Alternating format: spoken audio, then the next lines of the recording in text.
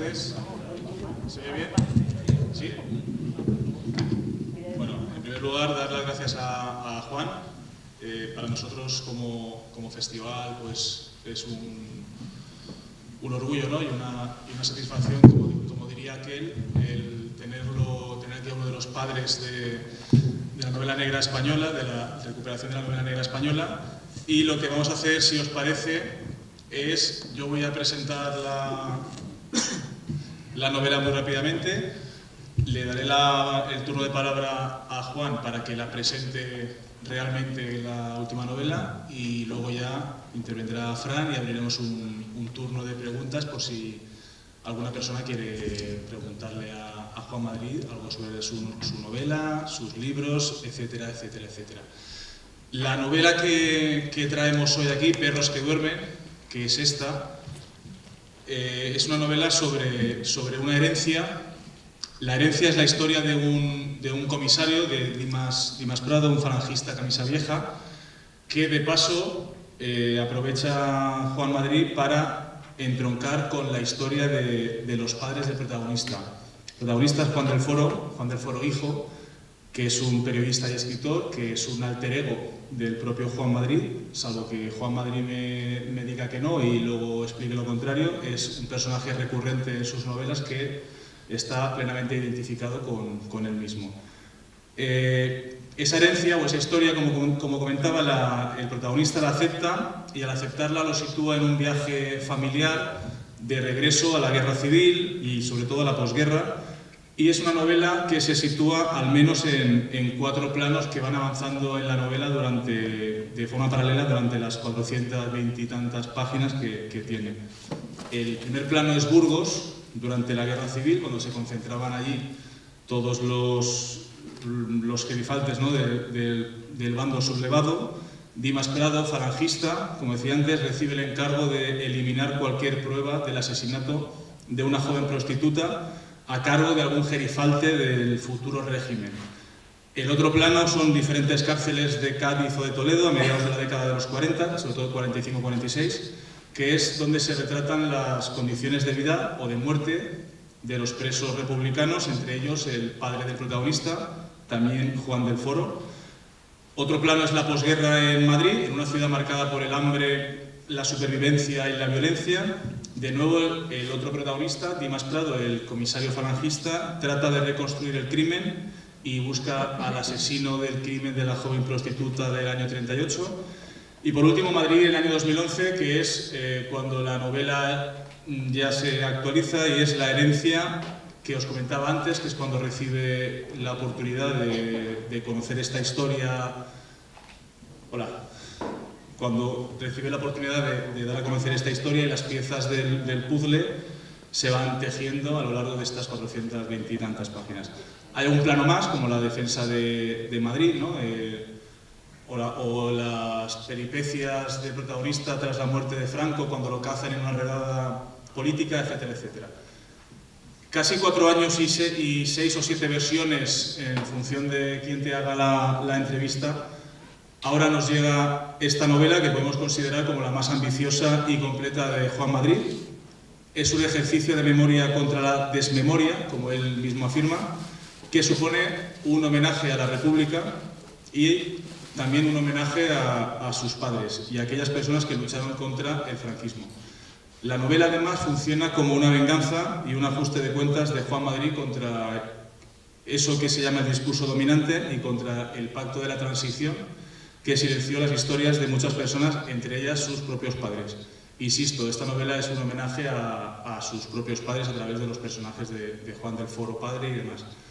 Perros que duermen no es una novela negra en el sentido estricto, pero sí que tiene conexiones con el género de novela negra, que no policíaca, como el hecho de que la trama principal contenga una investigación de asesinato, el de la joven prostituta que os comentaba antes, el lenguaje claro y directo típico de este género, y también, sobre todo, la novela destaca por ser profundamente realista, como tiene que ser una novela negra.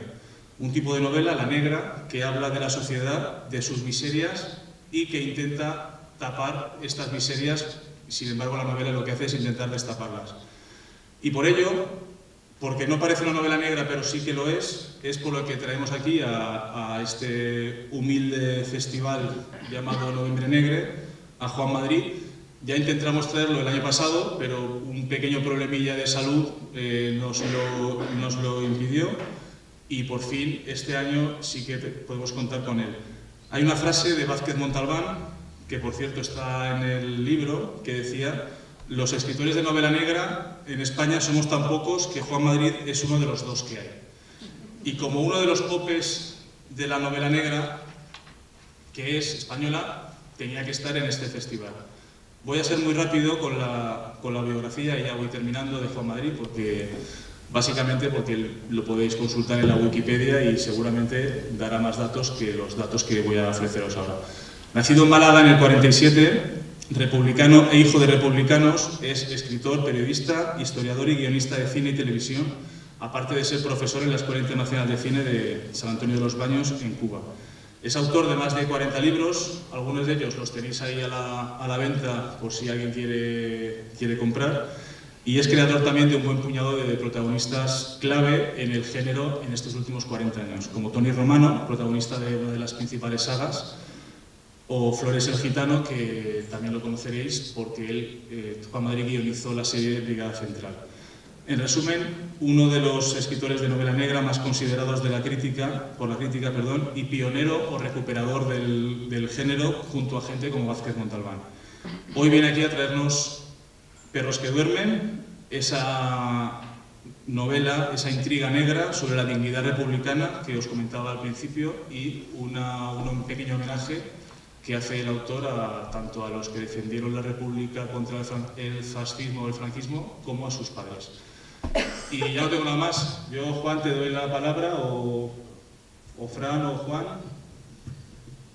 No, a mí venía con Juan de Valencia y bueno, me ha comentado el número de versiones que ha hecho de la novela, el tiempo que ha tardado, y un poco, si quieres, comenzamos por ahí el trabajo, la documentación, digamos un poco este trabajo tan ambicioso que finalmente ha podido ver la luz. Sí, ¿quieres que te conteste? No, eso, el trabajo, el esfuerzo, Sí, ha sido mucho. Ha sido mucho, bastante. Yo creo que he tardado más de 2 años, casi 3.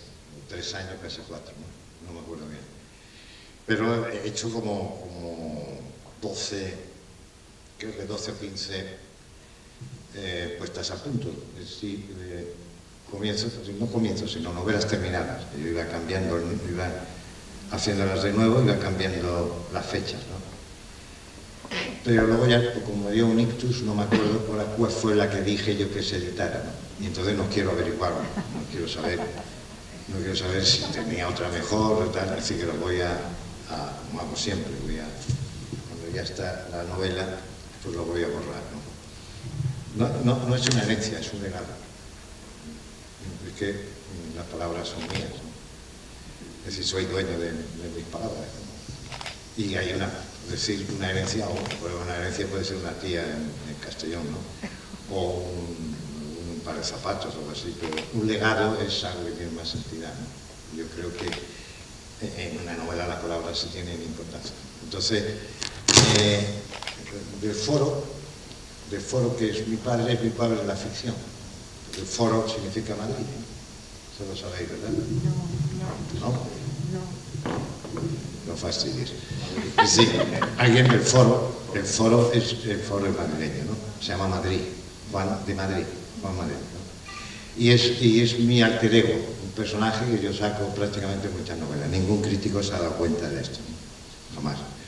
Yo saco un personaje que es del foro, que es escritor, que tiene mi misma edad, que vive en la casa al lado de la mía, que es donde yo viví durante la calle Esparteros, y donde lo contrató un día para enterarse cómo son los policías, para escribir una novela sobre policía, Tony Romano, que no le gusta nada a Tony, de esa novela, porque ha habido veces que han aparecido Tony Romano y Juan del Foro. Juan del Foro yo lo hago, lo sitúo, porque a mí me importa mucho la voz narrativa. Yo creo que la voz narrativa del protagonista no puede ser la misma que el narrador. Tiene que ser una voz narrativa diferente. A mí me da esa manía, ¿no? Yo estoy quiero distinguir mucho las voces narrativas. No todo el mundo habla igual. Habla de manera diferente, con arreglo a sus pasiones, sus bajas, sus altas pasiones, a su manera de ver el mundo, la vida. Todo es diferente, ¿no? Y Tony Romano habla diferente a los demás. Entonces, Tony Romano es un policía, no es un policía culto, pero un policía que sabe de lo que está hablando. Pero no es un hombre culto, no es un profesor de instituto ni de universidad. Entonces, cuando hay que decir algo importante, hay un personaje que lo dice, que está siempre borracho, entonces esto era yo muy parecido a la de Foro. Entonces, de Foro da el toque culto, digamos, cuando le explica a Tony por qué hay corrupción, por qué las clases, hay una clase que quien manda, quien no manda. Los dueños de la hacienda son también los dueños del caballo, son también los dueños de la pistola y son también los dueños de la palabra. Es decir, que lo poseen todo y lo disponen así. Y esto no lo puede decir Tony Romano, entonces le puede decir estos cabrones, estos tíos, ladrones, etc. ¿no? Pero no puede dar ese tipo de discurso. Aunque cuando yo lo saco puede estar borracho, etcétera, etcétera. Es decir, en la penúltima novela, que es la de los hombres mojados no temen la lluvia, sale Juan del Foro. Y sale el personaje de esa, que se llama, se llama Leo, no me acuerdo cómo se llama. Aristides, ¿no? Bueno, el abogado. El abogado no es Aristides. Se llama Liberto Ruano. Liberto Ruano, que es un nombre que me gusta mucho. Liberto tiene, bueno, y es una novela, para mí es una novela griega, es una novela trágica, de una historia trágica, ¿no? De un abogado. Los abogados son los centros de la corrupción y donde el Foro está implicado, no en eso, sino implicado, como están muchos escritores, que son los prolegómenos de la corrupción, alrededor de la corrupción, pero no son corruptos. Se descubre una familia aristocrática, se descubre su participación en negocios sucios, y eso mancha a los hombres, con el descubrimiento que tiene Leo, el que tiene Liberto Ruano, de que uno nace para cumplir los designios de su padre, ¿no? Es decir, una tragedia. El padre nos manda en un oficio, nuestro oficio depende de tu padre, ¿no?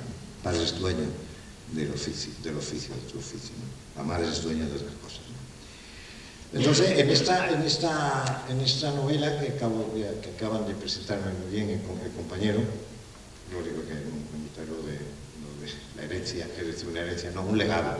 Es un truco novelístico que está desde el siglo XVIII, está patente eso, ¿no? Es decir, alguien que tiene escrito algo. Mi padre tenía escrito unas notas que había tomado, porque mi padre también quería ser escritor, igual que yo.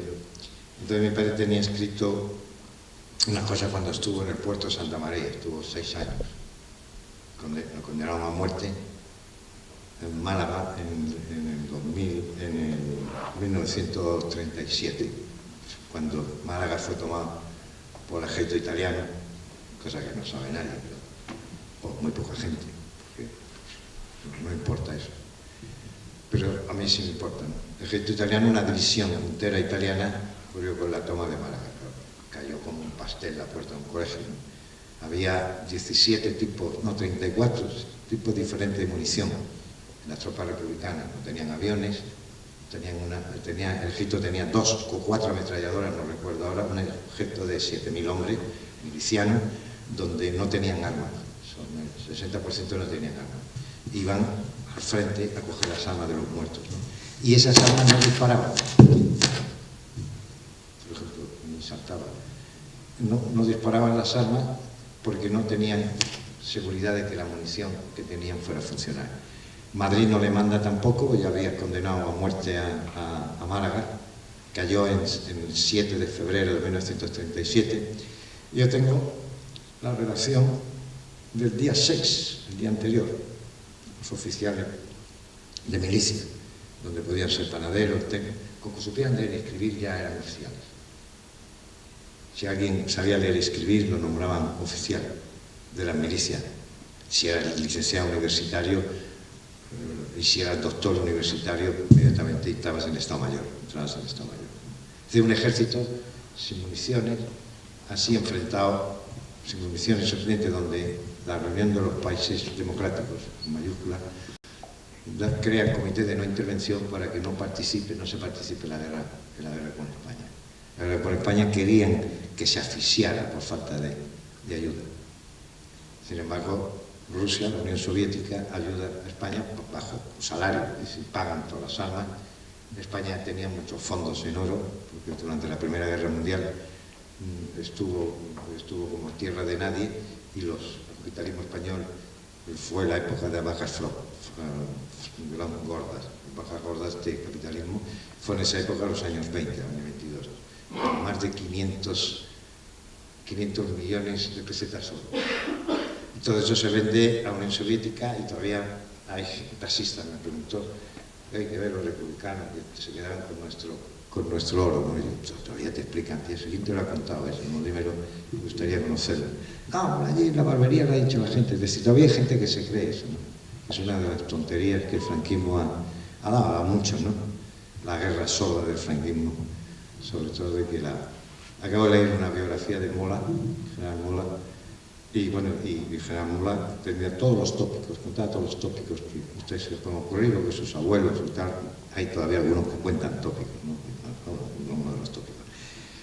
Entonces, yo pienso que si se estudia la España contemporánea, que es lo que a mí me interesa, lo que yo hago en todas las novelas, yo no sé las que tengo, yo creo que tengo 51 o 52, pero eso que dije 40 hace 40 novelas, que sí, hace 10 novelas, probablemente lo dije hace 3 años, 4, no me acuerdo bien.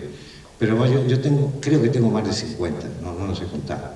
Y estoy traducido al chino, al ruso, al alemán, a polaco, al danés, al sueco, a montones de idiomas, y hay montones de gente que está estudiando mi obra en Estados Unidos, en tal sitio, en tal otro, en muchos lugares, ¿no? Tengo más, creo que son 16, 18 idiomas que me han traducido, no me acuerdo de eso.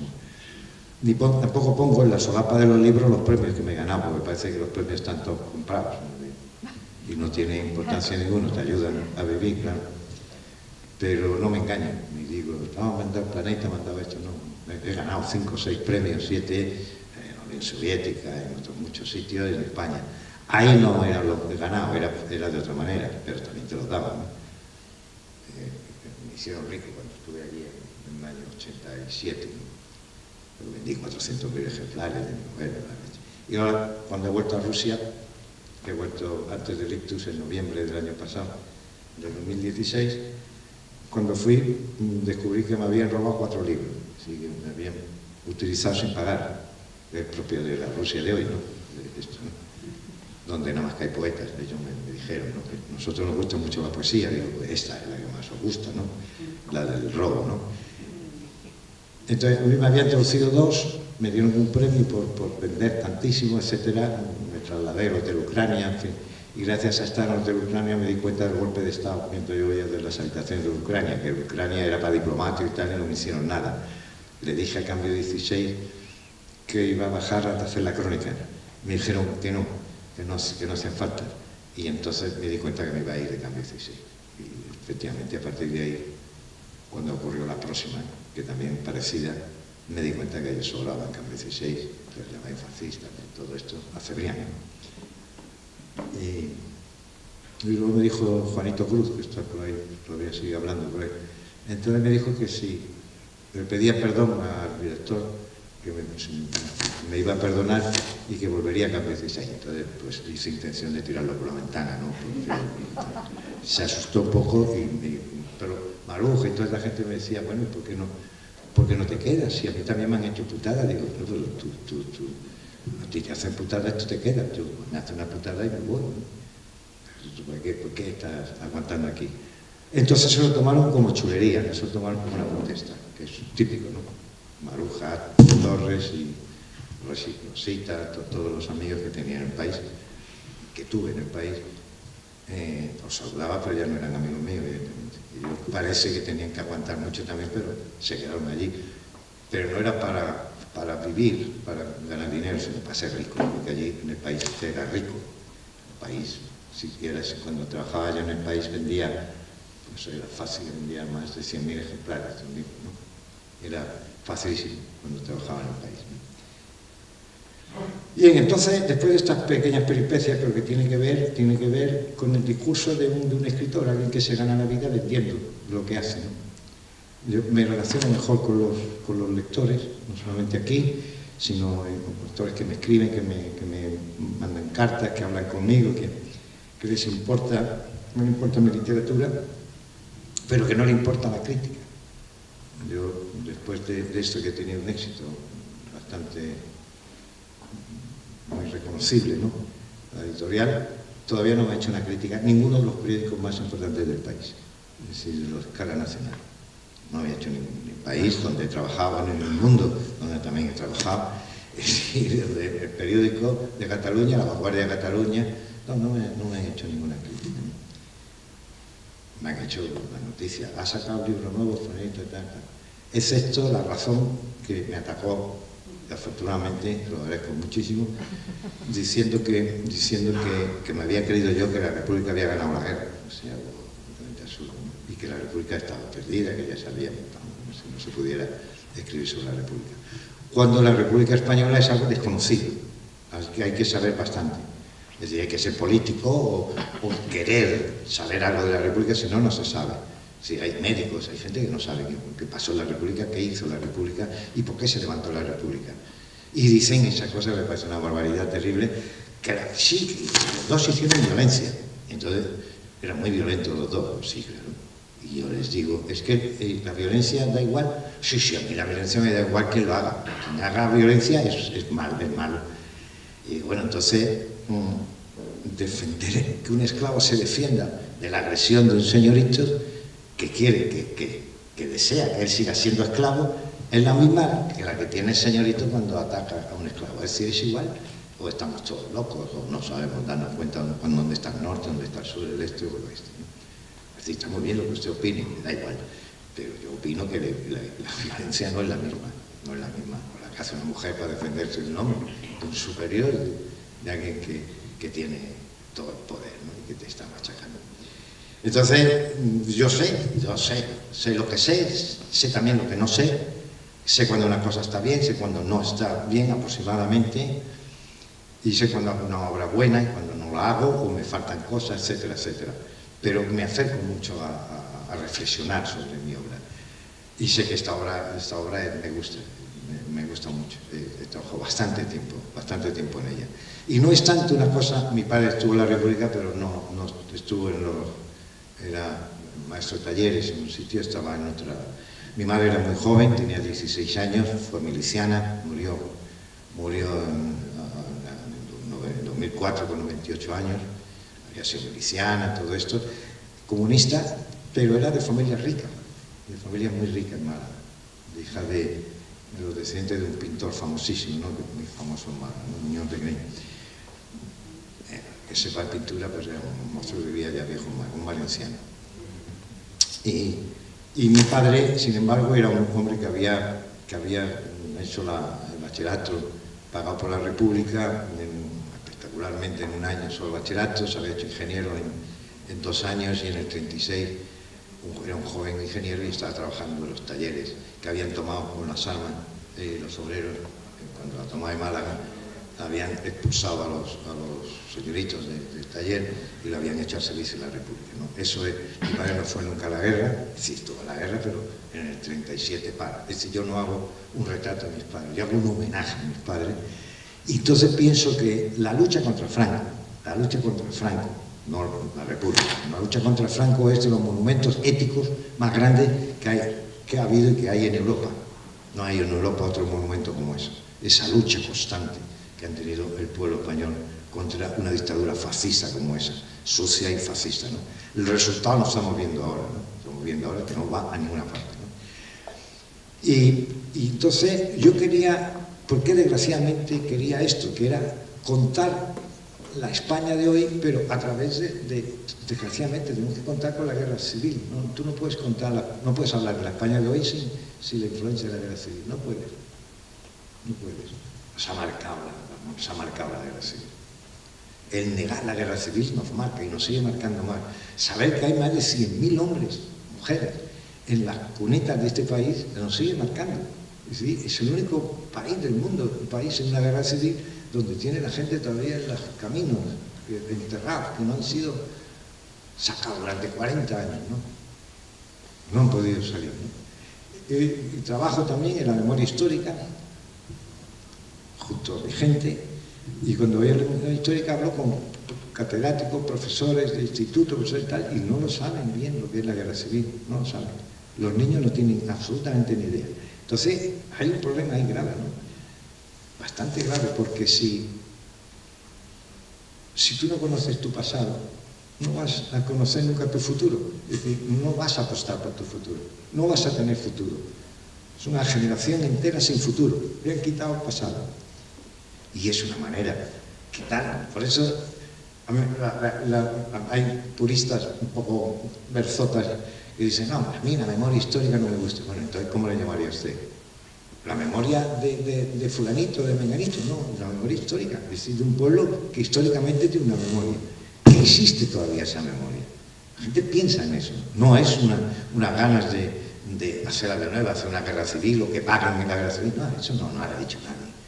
Pero esto lo están intentando ellos para justificar que no hagan caso sobre la ley de memoria histórica. La ley que fue promulgada, Zapatero, promulgada, cosas que hizo Zapatero, y que no han hecho ni caso, no hay dinero, absolutamente. Suscripción pública, tenemos que ayudar, los vecinos tienen que ayudar a la gente para gastarse múltiple dinero, son especialistas que cogen huesos, tienen que decir si ese agujero es de un tiro, dónde está el agujero, dónde está el tiro, es decir, lo que han hecho esta gente, mujeres, niños, y entonces ir comparando con los momentos históricos. ¿Sí? Eso hay que hacerlo, tú no puedes tener a un abuelo o a un tío o un hermano de tu padre, de tu madre, tenerlo metido enterrado, mal enterrado en el campo, ¿no? O en las cunetas, en las casas todavía, ¿no? Es una memoria viva, ¿no? Pero yo creo, que al virlarle el pasado, le están virlando el futuro también. Y es una gente sin futuro. Nuestros hijos, nuestros nietos, no sé si nuestros nietos, pero van a encontrarse un hándicap muy grande cuando se van a... ¿Cuál es vuestro futuro? ¿No? ¿Y vosotros, nosotros? ¿Qué futuro le vamos a dar? ¿Qué futuro hay? ¿Podemos articular un futuro nosotros?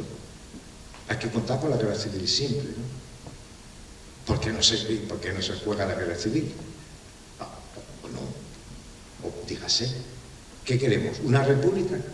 Es decir, un cuerpo jurídico de leyes donde lo acatemos todo. Perfecto, están luchando por ello. Entonces, ¿quién está impidiendo eso? Pues hay gente, 8 millones de personas que votan a un ciudadano especial, con un partido especial, corrupto hasta arriba de la cabeza, mucho más corrupto de lo que se habla en la prensa, donde están en el mando para absolutamente robar, saquear este país, y que ha creado una cosa nueva para evitar caerse o sepultarse en el oprobio, y entonces sacará probablemente 2 millones más de votos en la próxima elección. Es una jugada política grandiosa que lo ha hecho, y que lo que ha pretendido hacer con las elecciones es una burla, ¿no? El tema de Cataluña, ¿no? Es una burla, ¿no? Son dos burguesías luchando, ¿no? Una burguesía que cree que su opinión, que no la creen tampoco, que Madrid tiene la culpa de todo, como decía Berlusconi. Berlusconi decía que Roma tiene la culpa, Roma es la culpa, también Mussolini lo decía. Entonces tienes que inventarte un pasado, ¿no? Entonces se está inventando. Entonces hice esta novela que es bastante, tiene 3 tipos históricos. El personaje está contando cosas que fueron verídicas. Por ejemplo, está contando una guerrilla que se iba a dar en el año 45, después de la guerra. Ya había una guerrilla, que era la guerrilla de izquierdas, la guerrilla de Estado de Egipto socialista, el ejército comunista, anarquista, que estaban, los restos del ejército estaban luchando en los montes, aprovechando que Franco, que los aliados iban a ganar la guerra y que Franco caería porque era un aliado de Alemania, ¿no? No se daban cuenta que el objetivo no era ese, sino el objetivo era blindar la Europa del Sur, blindar el comunismo, que era el interés. A ellos no les cabía en la cabeza que la política de Estados Unidos, la política de todos los países democráticos del mundo, democrático entre comillas, es bloquearlo ante el comunismo, la llegada o la arriada, la llegada del comunismo. Lo que ellos llaman comunismo es otra cosa, ¿no? Y esa es la política internacional. Mi padre está en el año 46, está todavía en la cárcel. Es decir, mi padre no es el personaje de la novela. Yo me he basado en la lucha ética, o la lucha ética de esa generación, porque eran así, absolutamente éticos. Y la lucha era de ideales, absolutamente. Hombres y mujeres eran contra el franquismo, que significaba el franquismo de negro y de siniestro, ¿no? Y que sigue todavía. Por lo tanto, hablar de Franco se ha hablado demasiado poco, ¿no? Creo que hay que hablar más. Los escritores deben hacerlo más. ¿Por qué? Los escritores, hay ya libros sobre cuando escriben sobre Franco, sobre las guerrillas, sobre la guerra civil, pero siempre escriben lo mismo. Yo se los puedo garantizar, ¿no? Hay libros sobre escritores, de ensayistas, de profesores de literatura, entre ellos, que han escrito sobre estos personajes que existen, que son bestsellers, y habría que explicar por qué son bestsellers. ¿Qué es un bestseller? Alguien que vende mucho, y alguien que sale en televisión, alguien que le hacen contratos fantásticos, que están. ¿Por qué? Porque dicen lo que el sistema quiere que digan, porque si no tú no sales adelante. Si tú dices lo contrario que dice el sistema, es decir, la ideología del sistema, clarísima, y sobre todo en escritores está cuidadísimo, eso está cuidado, muy cuidado, con lupa, se mira con lupa. Y eso están escribiendo, todos escriben sobre lo mismo.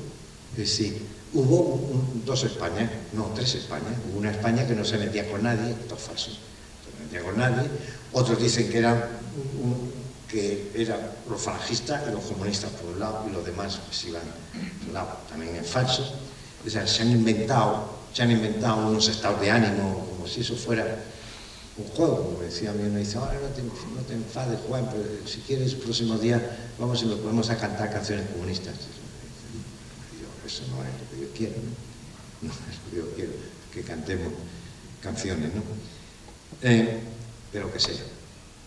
Entonces, esos escritores escriben en un solo sentido de que la tercera vía es la de la libertad.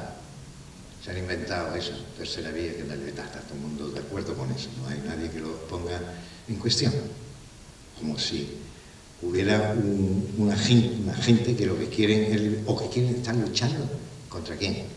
La libertad contra Franco. No solamente la libertad, había una multiplicidad de luchas, muchas luchas, no solamente contra la libertad.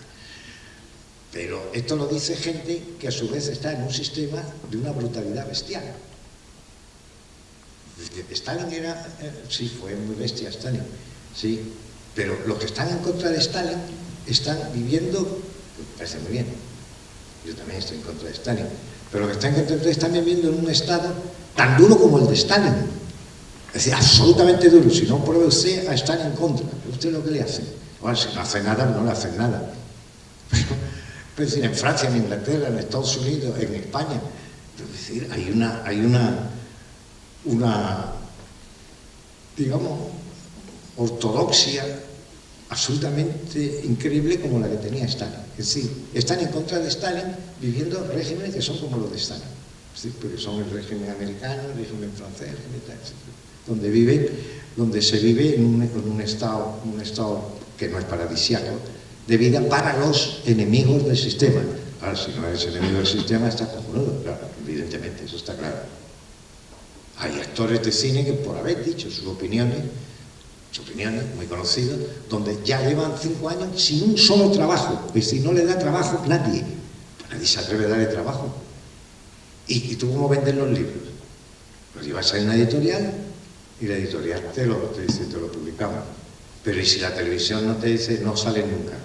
Si los periódicos te dicen, no, no vamos a escribir nada sobre usted, entonces ¿qué haces? Es decir, están utilizando armas para que tú no salgas adelante. Decía, hay una lucha de clases, se llama, hay una lucha de clases.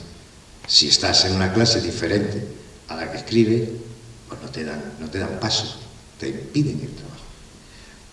¿Cuál es la ventaja? El nicho que yo tengo, el público, que es el que yo, gracias al público, vendo libros y vendo bastante. 50 libros tengo, 51.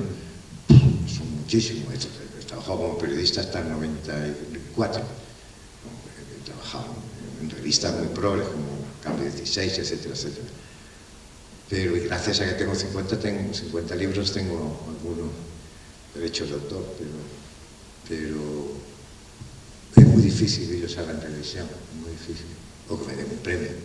Le han dado premio a este Ramírez, nicaragüense, porque es un vendido, ¿no?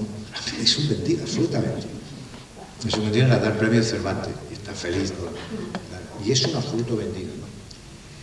Entonces, yo creo que he hecho un libro sin pudor ninguno, con una terrible impudor, es decir, lo que yo pienso y creo sobre la guerra civil, sobre ese aspecto de la guerra, sobre la influencia de la guerra civil, donde alguna paradoja, ¿no? La influencia de la guerra civil en la novela es la influencia que tiene la guerra civil en la historia española contemporánea. Es decir, nosotros vivimos todavía con arreglo a los márgenes, a los comienzos, a los finales de lo que fue la guerra civil. Si vivimos en eso todavía. El que no lo sepa, porque vaya y que Rajoy pida perdón por lo que han hecho, por lo que hicieron en Badajoz, por lo que hicieron en Málaga, lo que hicieron en Sevilla, lo que hicieron en todos estos sitios, ¿no? Donde que no han pedido perdón nunca, jamás lo han hecho. Yo tengo una película, tengo dos películas, una que se llama Tánger y otra Brigada Central. La novela Brigada Central me lo prohíbe la policía. Rodríguez Colorado me manda a la Guardia Civil y me para el rodaje de la película. Me dijeron, bueno, pues ya está, no podemos hacerlo. Dije al director productor de la película, dijo, no te preocupes, yo la arreglo. Yo no sé cómo la arregló hasta que me di cuenta cuando fui, me dijeron los actores, cuando fui a ver el rodaje, había un policía dentro que iba corrigiendo mis guiones. Y yo ya noté, cuando vi la película en Madrid, cuando se estrenó en Madrid, cuando se estrenó en toda España, fue un éxito increíble.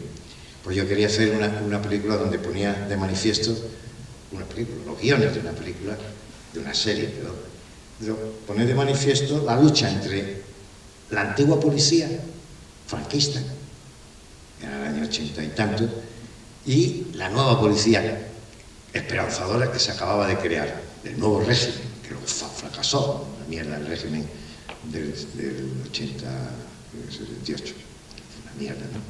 Pero justo ahí empieza, es decir, que tenía una labor histórica que está en todos los libros, todo eso, pero eso me lo prohíbe. Rodríguez Colorado, que era el director general de la policía, que lo metieron en la cárcel por una malversación de fondo, estafa, todo lo metieron en la cárcel. Entonces se hizo, pero con la ayuda de un policía. Eso que iba modificando, como yo me di cuenta cuando lo vi. Esto no lo he escrito, esto, es como decir, qué bueno es ser policía, estoy orgulloso de ser policía, etc. No, yo sabía lo que era escribir unos guiones, no me iba a poner a decir ese tipo de cosas, ¿no?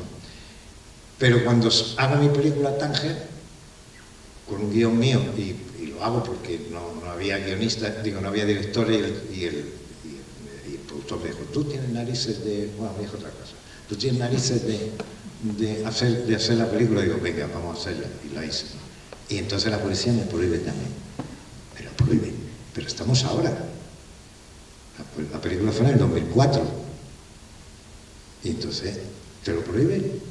Bueno, no te dicen eso, te dicen, está bien, haga usted, pero no le vamos a dejar sacar fotografías de policía, coches de la policía, helicópteros de la policía, tanques de la policía, coches, nada, ni policía, usted no puede hacerlo. Bueno, no te lo prohíben, pero como se va a hacer una película policíaca, se saca policía, ¿no? Recibí montones de ofertas de los mozos de escuadra que se enteraron, me mandaron, nosotros lo hacemos. mozo de escuadra, que luego hay fotografías, muchas, sobre palizas a detenidos, malos tratos, o sea, que no hay, y lo que no está. Entonces me encontré sin esto. Luego la otra película que es sobre la carretera de la muerte, el año 37 en Málaga. Los huidos son 150.000, salen de Málaga llenos de refugiados, que ya están en Málaga llenos de refugiados, 150.000 hombres bajan por la carretera nacional, que ha durado hasta hace poco, bajan hacia Almería, que era territorio republicano, que duró hasta la guerra civil como territorio republicano, no pasan, no digo que de Extremadura ni tampoco de Almería, ¿no? Había una parte de Valencia, Murcia, la franja, cuando entran, los fascistas entran por Vinaroz, ¿no? Arriba de Vinaroz hacen un pasillo y se quedan. Bien. Entonces, lo hicieron, pues no había más remedio, porque era una película de todas las víctimas de la guerra civil. Pero ellos toman las víctimas de la guerra civil como la suelen tomar, ¿no? Es decir, como qué mala fue la guerra para todos, ¿no? Para unos sí, para otros no, coño. ¿Qué está usted diciendo? ¿Por qué dice cosas así por decirlas, no? Cosas por decirlas. No, es que sufrimos mucho, fue mala para todos, ¿no? Una fue mala, otra fue malísima. Y por otra fue buena. Así triunfaron las ideas que organizaron y entraron a este país durante 40 o 50 años o más todavía. Bien, entonces lo pusieron a las 12 de la noche, ese documental.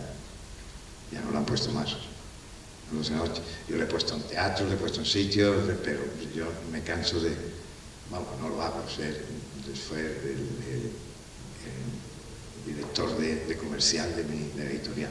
Lo hizo Televisión Española y ahí está, ¿no? Se puso ese día, agosto, 16 de agosto a las 12 de la noche, que es una hora perfecta en agosto para ver películas, ¿no? En televisión. Entonces, esa es la historia. Y hay gente que dice, pero usted me está hablando en serio, usted me dice que le han prohibido la película. Pues sí, le han prohibido la película. Pero es que eso no lo cuenta nadie, pues porque no le tiran la película. Sencillamente, pues son listos y saben lo que tienen que poner o no tienen que poner. Yo también sé lo que tengo que poner o no tengo que poner. Entonces no me interesa eso. No, quiero escribir lo que quiero escribir. Exactamente. Y tengo una novela sin publicar, una novelita corta, pequeña. En ninguna editorial la permite. Mi agente, que es de la agencia más importante de España, que es la agencia Balcells, que tiene 5 premios Nobel, y estoy bien cuidado en el extranjero, etc. Esa agencia no la vende, porque la historia es muy sencilla, es una tontería, pero es que esto le importa las tonterías. Es una novela donde un niño muy pequeño de 6 años, un matrimonio de 20 años, 21 años de 20, que hay muchos, ¿no? Sale haciendo la mili. Entonces está con el hermano de la mujer, hay un niño que está, el hijo de ellos, que tiene 6 años, y entonces descubre, o escucha en el dormitorio a su padre y a su madre que están muy mal, están llorando, están muy mal porque no tienen dinero para pagar los intereses de la deuda. Una cosa completamente normal en este país. Entonces me lo ponen en la editorial. Me dicen otra cosa, no me dicen, no, es que eso no vende. ¿Y quién te ha dicho? Yo tengo confianza. ¿Y quién te ha dicho eso? Fulanita, que es directora de la editorial, mujer luchadora, por supuesto contraria, por supuesto, a que los hombres sean malvados, sean malos. Los hombres particulares, no una clase social que pertenece a ella, ¿no? Que es la clase de los dueños del poder, que son los que mandan, ¿no? Tiene un nombre y un apellido estupendo, pero digamos que las cosas se confunden, ¿no?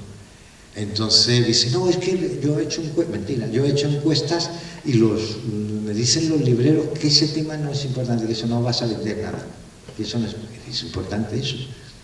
Y entonces, una y otra no, los agentes digo, véndemelo esto. Y van con todas las editoriales y llevo absolutamente por cabezonería, llevo más de 2 años intentando vender la novela, no me la publican.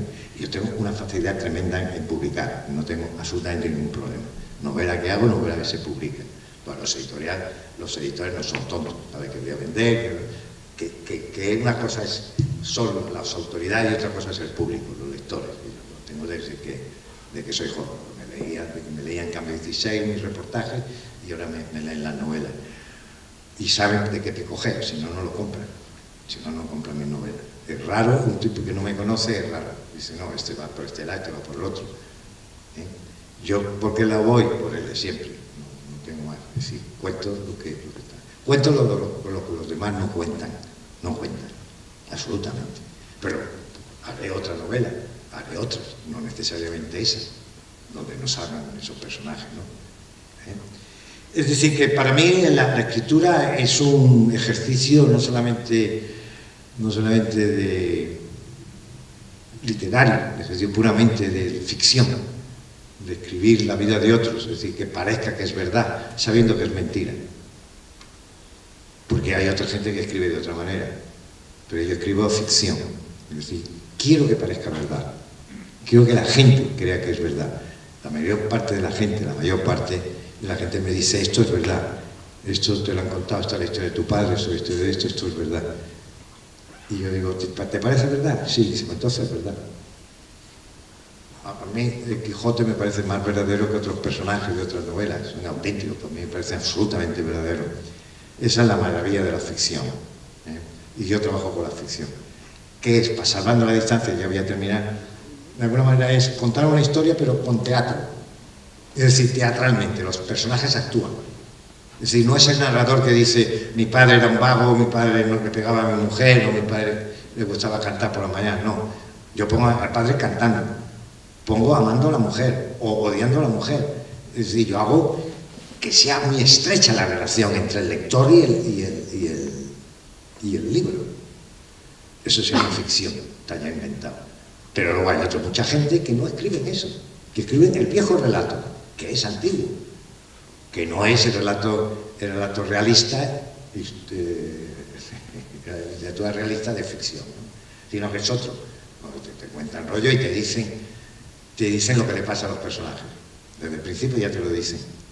Es decir, mucha gente no sabe ni lo que está leyendo, ¿no? Muchos, no digo todos, pero algunos no saben lo que están leyendo. Es decir, están leyendo obras malas, pero no saben siquiera que son malas. Es un escritor, es un escritor, a punta pala, y la mayoría son malos, porque no hacen lo que hizo Cervantes, que fue quien nos enseñó a todos a crear esto, en el mundo, no solamente en España. Entonces, les agradezco mucho, y incluso gente que ha venido una gran amiga que ha venido desde Valencia. Y me gusta mucho que hayan llegado, me gustan mucho las palabras de este concejal tan bajito, insignificante, mi compañero.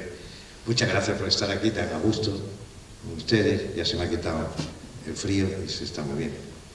Así que si quieren algo que preguntarme, que lo hagan. Les doy las gracias a los dos compañeros, evidentemente. Sí, abrimos un turno de una pregunta.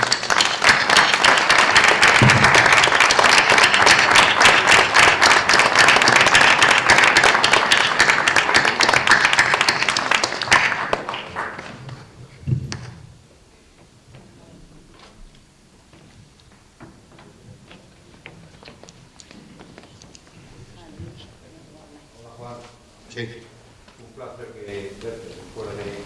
Bueno, se te oye bien. Se ve bien, se ve. Soy Luis Varela, ¿te acuerdas de mí? De Valencia Negra. A esta distancia no. Soy bastante torpe. Nada, que me alegro mucho de que la has recuperado perfectamente bien y de haber leído tu última novela, Carlos Redondo, que me encantó, por la parte, por toda la cuestión ética que implica volver a con el tema de la guerra civil y tal, cosa que en tu caso no me sorprende para nada. Pero hay una cosa que me sorprendió de la novela y te la quiero preguntar. En la novela, por supuesto, no es una novela negra. En la novela hay un crimen espantoso. Un crimen además pasional, sexual, un encubrimiento. Tiene que ver con la Guardia Mora. Se produce en Burgos. En Burgos llegamos donde está el gobierno provisional de los que se han adoptado, de los fascistas. Y en esa novela, en ningún momento, es un detalle que me interesa mucho, en ningún momento dices cuál es el personaje que va a esa casa, que cometes el crimen y que se Marco, igual se da toda la sensación de que estás usando un indicado de que ese personaje es Franco. ¿Es? Franco. Sí. Entonces, yo quiero saber especialmente si, como tú te has documentado, estás encontrado con algún material que puede indicar o dar indicios de esa aberración por parte de Franco. Bueno, suponiendo que sea una aberración. Quizás sí lo sea, ¿no? Sí, los aberrantes no creen que es su aberración, creen que es una situación, no lo ven como una aberración, ¿no? Pero sí sé perfectamente lo que era Franco. Sí he leído las confesiones de su primo, Pacón, 20 años con Franco, que se llama, la de su médico también. Es decir, Franco era un hombre que yo no tengo especial odio a Franco, si lo detesto él por su papel y su función, pero no a él, cuando era un tipo, un militarote, vulgar militarote, sin luces, bastante bruto, ¿no? Pero entonces, Franco tenía una cosa muy tal que era, tenía la inmovilidad, tenían los miembros crispados, es decir, se movía así, ¿no? En vez de hacer, movía el cuerpo, ¿no?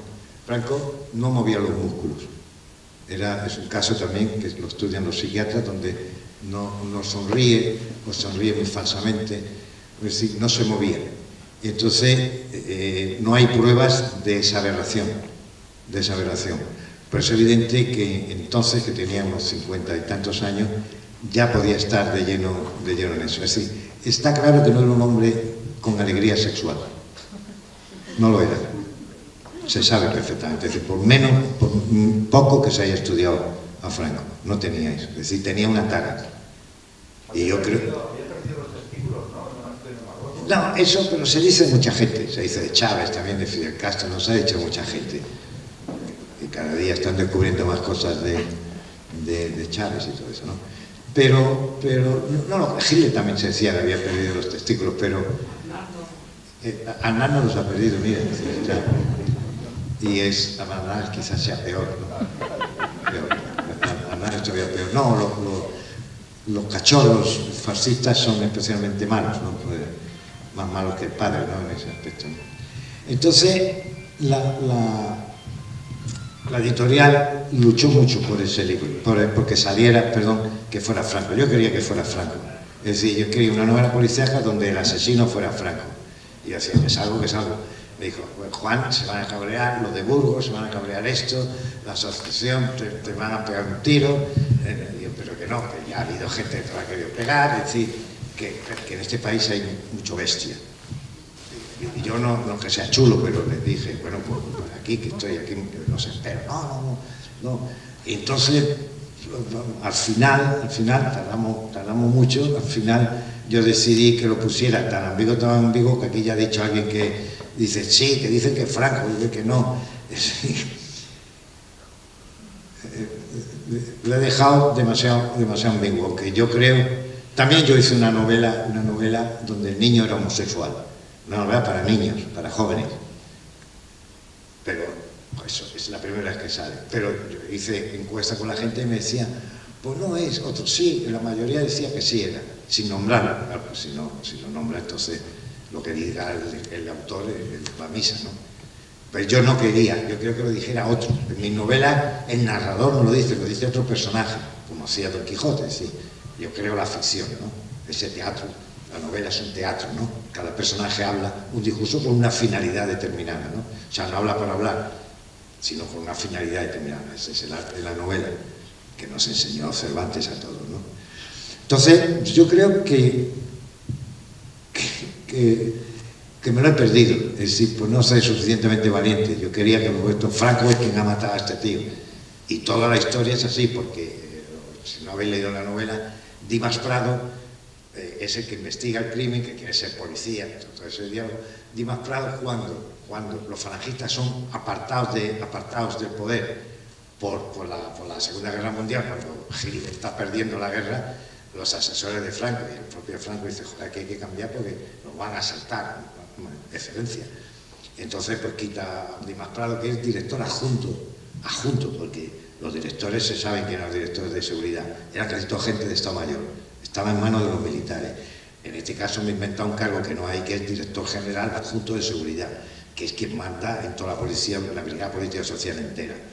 Entonces, en Málaga hay una cosa muy importante que es histórico, que es un comunista detenido en Málaga en el año 45, se escapa 2 veces de la prisión, que estaba en la Plaza de la Merced, que está en mi novela, la Plaza de la Merced, que es el sitio. El nombre no me acuerdo ahora mismo, pero yo eso no lo nombro. Yo utilicé eso para el foro. Todo lo que hace es escapar, es torturado, y se escapa 2 veces. Y las veces se mete en una casa y se fuga, disparando contra los esbirros del régimen.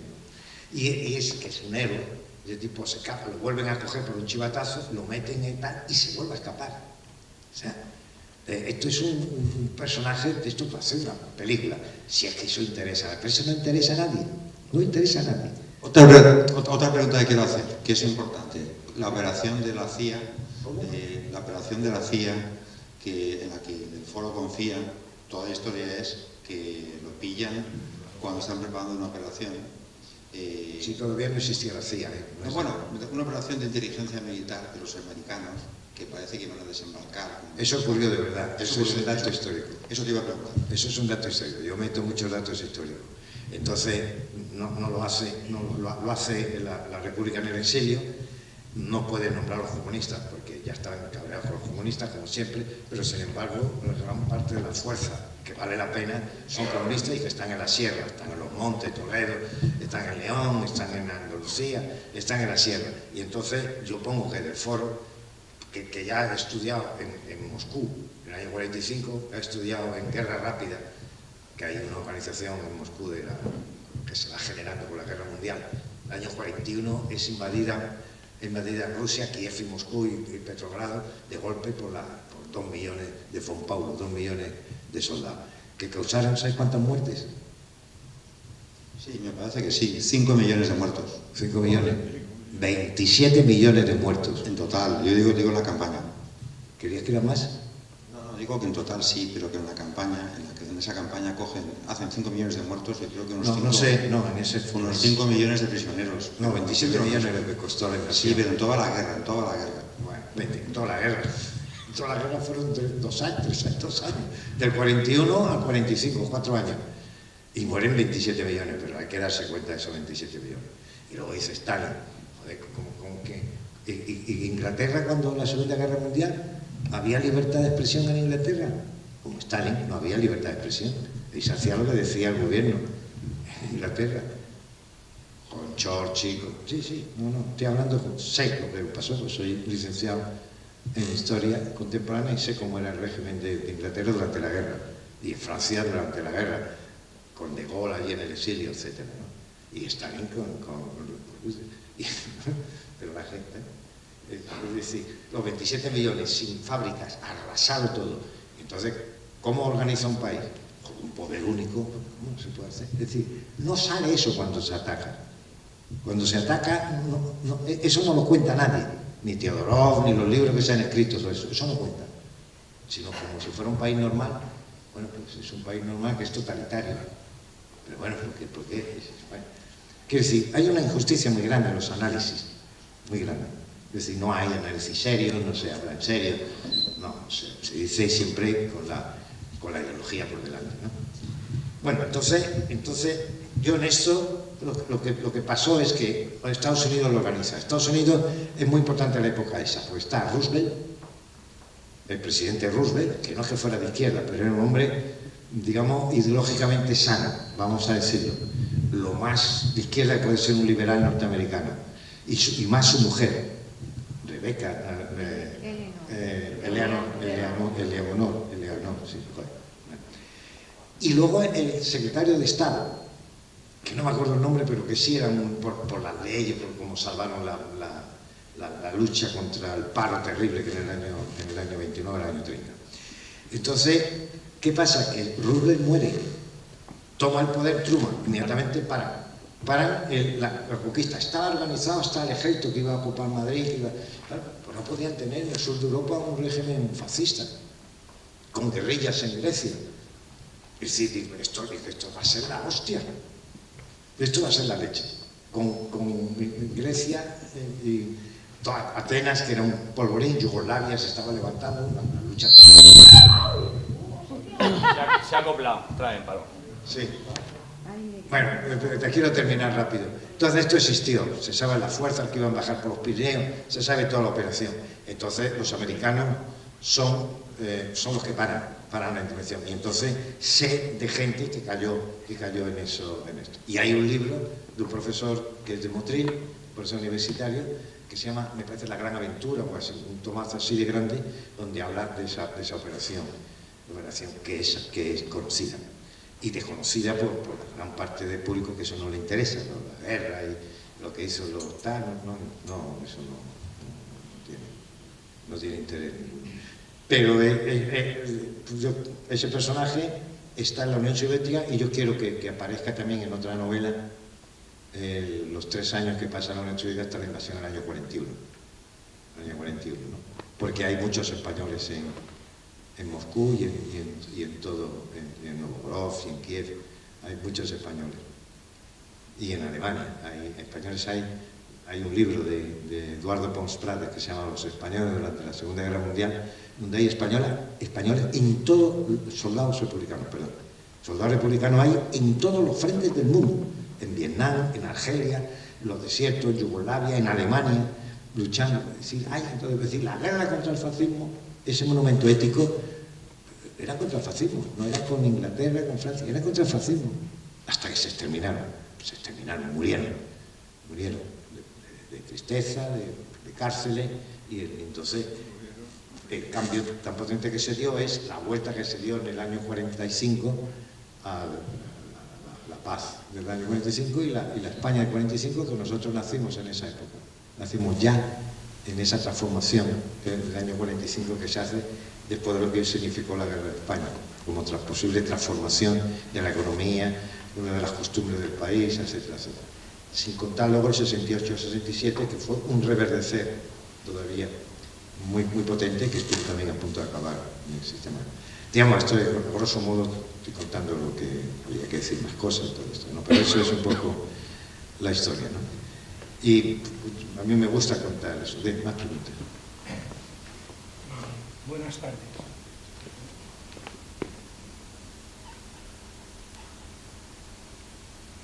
¿Sí? Bueno, te oye, no te preocupes. Buenas tardes.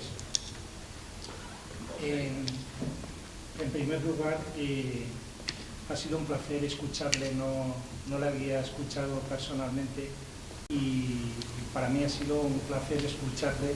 Ya había disfrutado con algunos de sus libros y tengo que pedirle disculpas porque no conozco los 50 libros, conozco algunos pero no todos, y los que he leído me han gustado. Entonces ahora he aumentado ese placer escuchándole personalmente. Iba a comentar, iba a hacerle una pregunta, pero previamente la persona, el otro orador que preguntó anteriormente sobre esta intervención auspiciada por los servicios de inteligencia de Estados Unidos, deseaba comentar que es así, o fue así, porque entre los que intervinieron hubo un ciudadano que era de aquí de Puerto de Sagunto. Fue de los detenidos y pagó con su vida. Ese ciudadano se llamaba Ignacio López Domínguez. Lo detuvieron, lo llevaron a Madrid y en Alcalá de Henares lo fusilaron. Lo digo porque fue así en la historia, porque tuve amistad con su hermano, con Saturnino.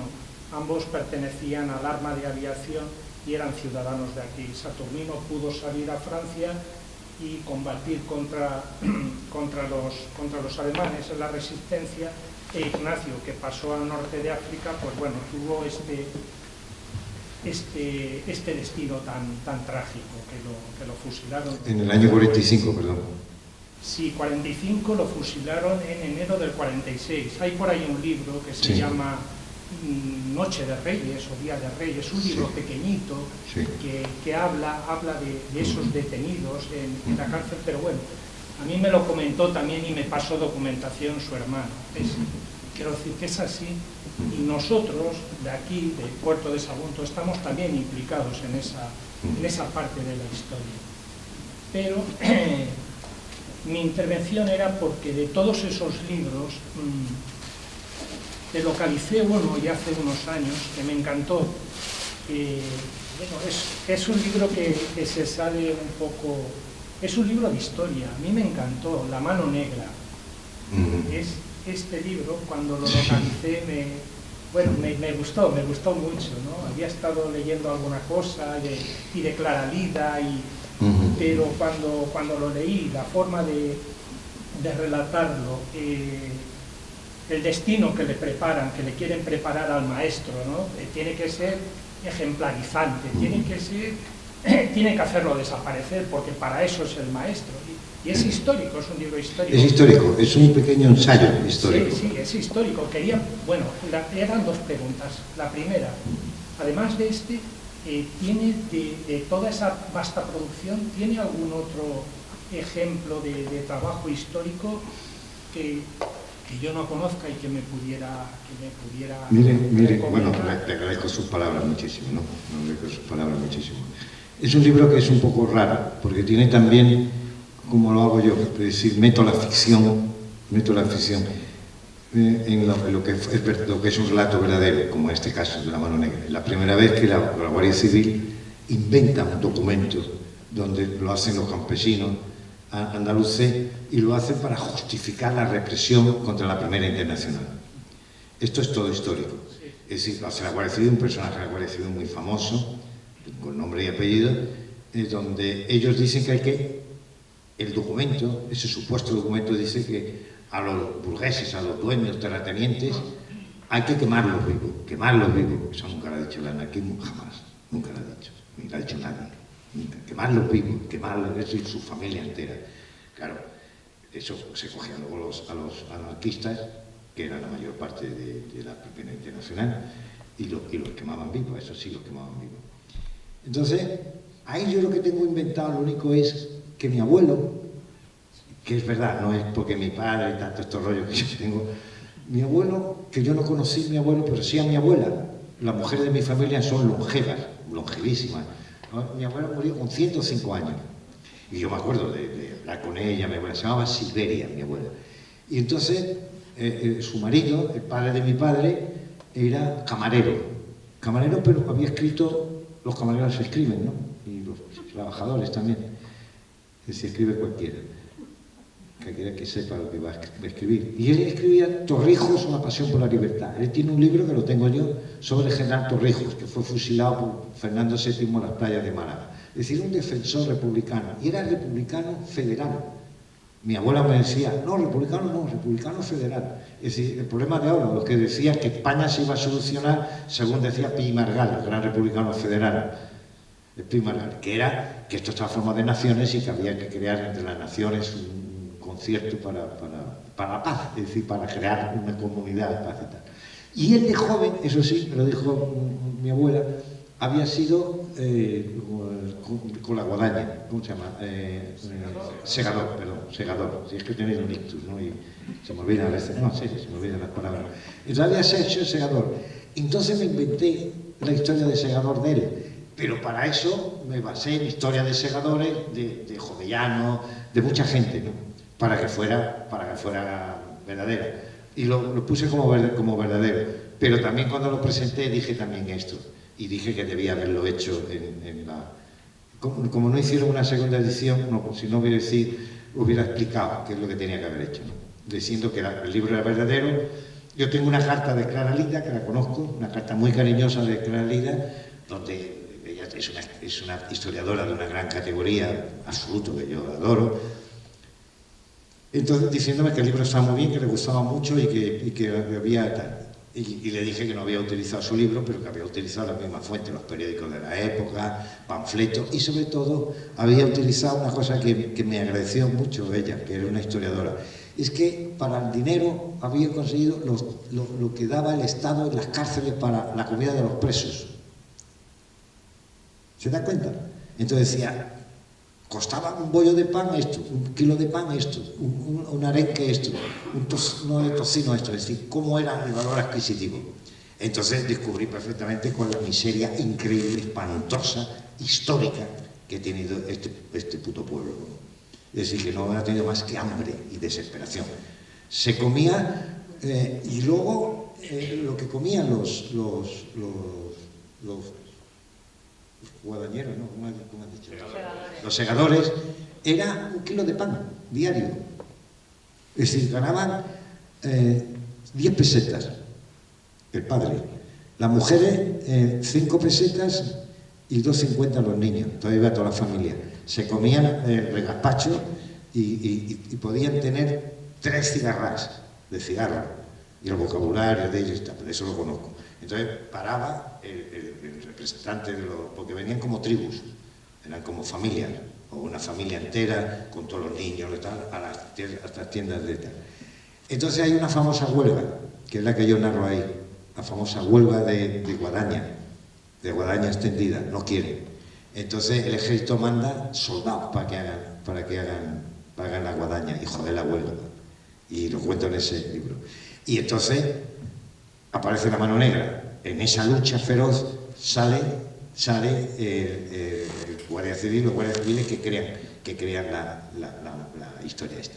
Y entonces hay un tipo que es periodista en aquella época, que lo saco también, que es periodista en aquella época, que es el autor de Vetusta,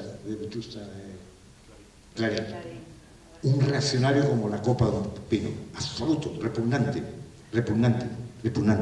porque era catedrático de economía en aquella época en Zaragoza y escribe para un periódico que se llama La Mina o... no, un periódico, no me acuerdo ahora mismo. Escribe 33 artículos, yo lo leo.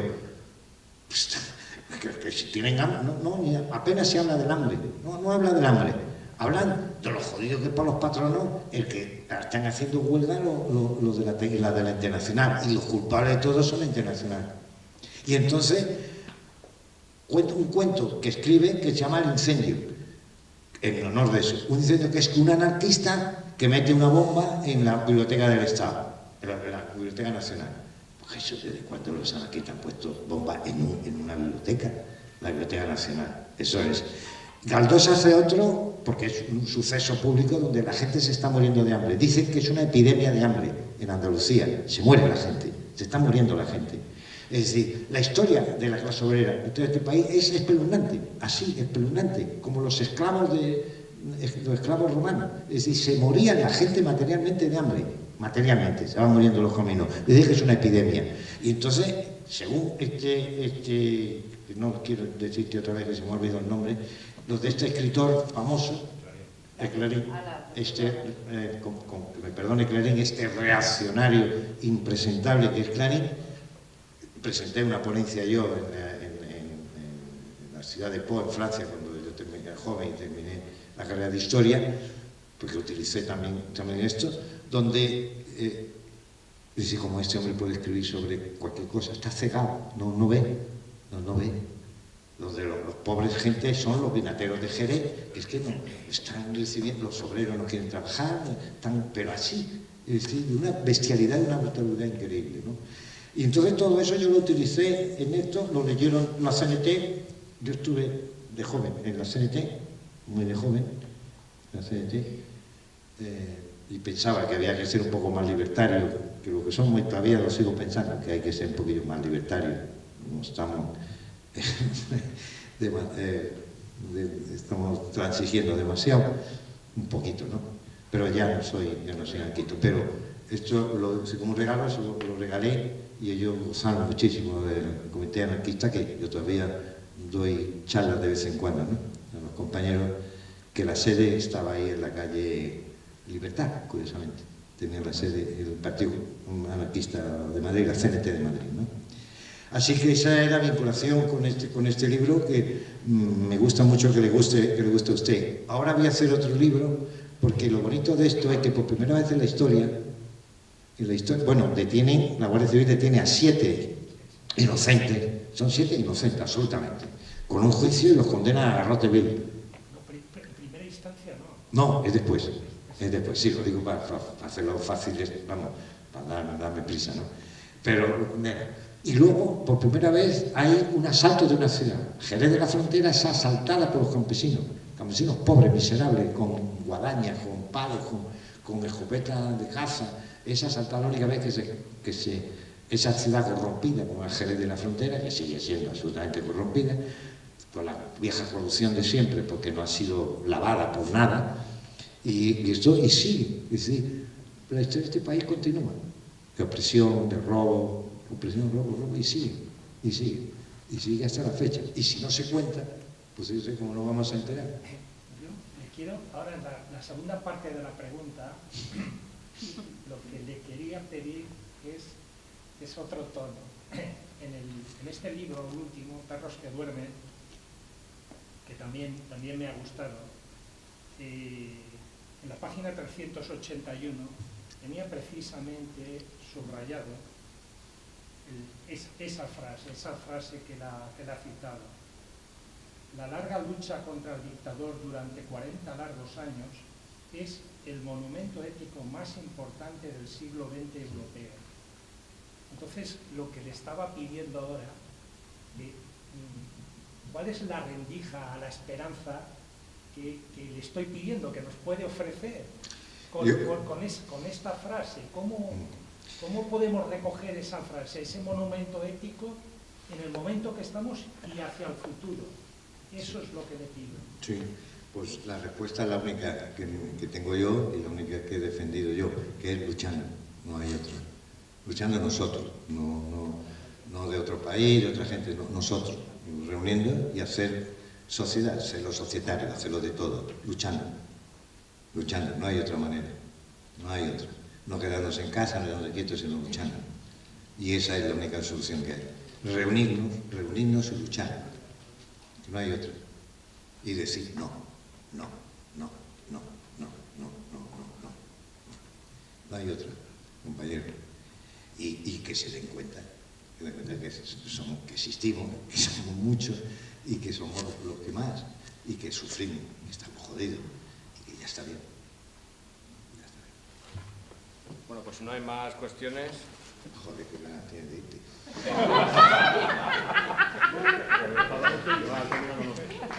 ¿Hay alguna cuestión más?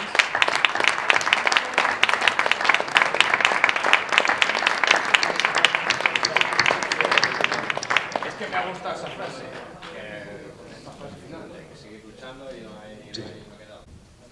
Y posteriormente, si alguien quiere llevarse una dedicatoria de Juan, ¿de acuerdo?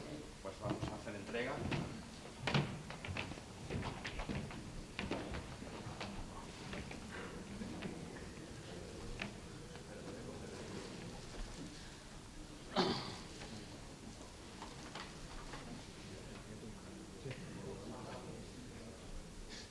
Podríais haberme regalado una pluma.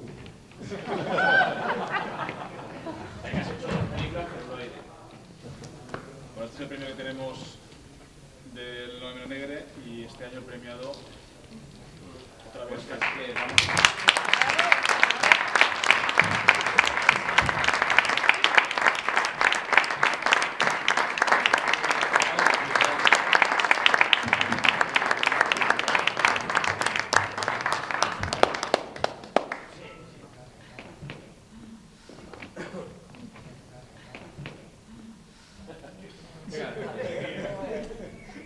No dispara.